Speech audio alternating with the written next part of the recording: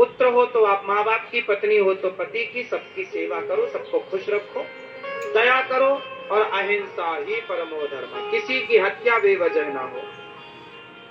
जहां हत्या की जरूरत है वहां हत्या भी धर्म बनती है। अब जैसे हमारे देश में कानून है कि फांसी की सजा होगी, और फांसी में आदमी मरता ही तो है, तो वो सही है भाई, आपने अपराध किया है तो दंड जरूरी है, तो वो हत्या नहीं है, क्योंकि वो तो दंड है। राम जी ने रावण की हत्या नहीं की, राम जी ने रावण को दंड दिया। दुशासन दुर्योधन की हत्या नहीं हुई, इनके किए का दंड दिया गया। ये हत्या नहीं है।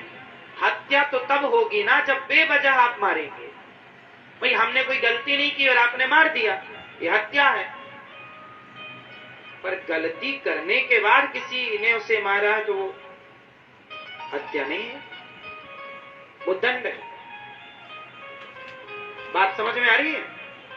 तो हत्या जहां जरूरी है वहां तो करने। अब आपके सामने आतंकवादी आएंगे, आप सेना में हैं, तो भाई अब उनके लिए तो दया नहीं दिखानी पड़ेगी, उनको तो मारनी पड़ेगा, दो चार मारो, ठीक मारना, तो मारना धर्म है। वहां आतंकवादियों को ना मारना वो अधर्म हो जाएगा, मारना ही धर्म है। राम जी ने बाली को मारा, लोग पूछते हैं राम जी ने छिपके क्यों मारा? अरे अधर्मी को तो सामने से मारो, पीछे से मारो, बस मारो, ताही बधे कछु पाप ना होई, इसे मार देने से पाप नहीं, इसलिए मारो बस। आतंकवादियों की गोली चाहे छाती में लगे चाहे पीछे खोपड़ी में लगे, बस लगे, क्यों जी? यही धर्म है।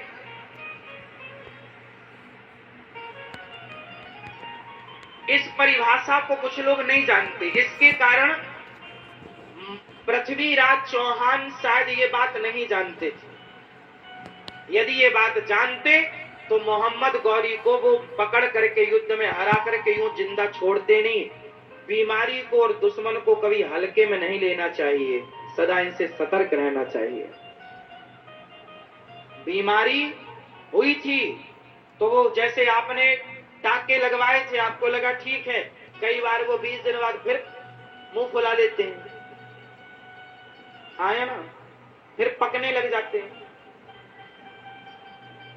तो बीमारी और दुश्मन, पृथ्वीराज मार तो मार संहारा, मार ही दिया, और बाकी सबको फिर पूंछ में आग लगा के सबके घर में घुस घुस के सबको जो जैसे मिले। अब हनुमान जी से कोई बोले आप तो बड़ा पाप करके आए, कितने मर्डर कर दिए आपने? अरे नहीं, वो इसी योग्य थे।